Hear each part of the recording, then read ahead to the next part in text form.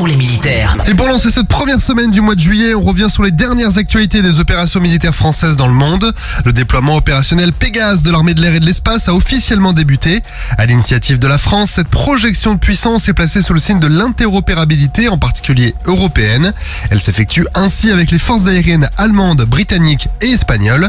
La mission comporte 3 volets. Durant le premier, la France participera à un déploiement appelé Pacific Skies avec ses alliés allemands et espagnols. Ce déploiement comportera 3 exercices distincts, Arctic Defender en Alaska, Pitch Black en Australie et Tarang Shakti en Inde, ainsi que des escales techniques et valorisées au Canada, au Japon et en Malaisie. On aura l'occasion de revenir dessus, alors restez connectés sur Skyrock PLM. Dans l'Indo-Pacifique, le détachement d'instruction opérationnelle du 2e régiment de parachutistes d'infanterie de marine réalise une action de coopération au profit des forces armées zambiennes avant un déploiement pour une opération de maintien de la paix. Les unités développent ensemble leur savoir-faire, notamment dans le domaine tactique ou du secourisme au combat. Par ailleurs, les forces armées dans la zone sud de l'océan Indien coopèrent avec les armées comoriennes. Depuis la semaine dernière, les militaires français et comoriens s'exercent au combat au corps à corps, au tir des armes légères ou encore aux exercices de visite sur navires suspects. Cap sur le Proche et le Moyen-Orient maintenant. En mer Rouge, une frégate française est toujours déployée au sein de l'opération européenne Aspide.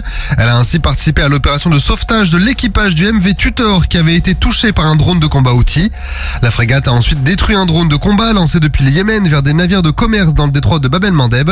Enfin, elle a effectué un ravitaillement à la mer avec le navire de la marine néerlandaise Karel Doorman, navire amiral de l'opération européenne Aspide. Cette frégate patrouille désormais dans le détroit d'Ormuz, toujours dans cette logique d'engagement de la France au profit de la sûreté maritime.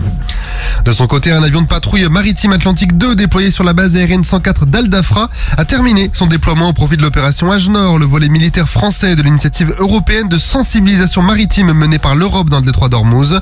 Durant son déploiement, il a effectué 68 heures de vol de surveillance maritime. Les rafales de la base aérienne projetées au Levant, eux, continuaient d'assurer la permanence aérienne de la coalition au-dessus de la zone pour lutter contre Daesh. La semaine passée, ils ont effectué 20 sorties aériennes pour un total de 79 heures de vol. Des vols qui ont permis des missions aériennes variées, de défense, de surveillance de l'espace aérien, de prise d'alerte et de reconnaissance, toujours utiles pour le renseignement. Et enfin, la mission Jeanne d'Arc continue. À la suite de l'exercice franco-américain Chesapeake, le groupe de la mission Jeanne d'Arc a réalisé une escale opérationnelle à Norfolk aux États-Unis. Le groupe a ensuite repris sa patrouille en direction de Saint-Pierre-et-Miquelon avant de débuter son retour vers l'Hexagone. Sur son transit, le porte-hélicoptère amphibie Tonnerre et la frégate Guéprat ont effectué un ravitaillement à la mer simultané avec le ravitailleur américain USNS Harvey Milk pour démontrer la force de coopération entre les deux marines alliées. Sur terre, sur mer, comme dans les airs. Skyrock PLM, en équipe avec Uneo, la mutuelle des forces armées.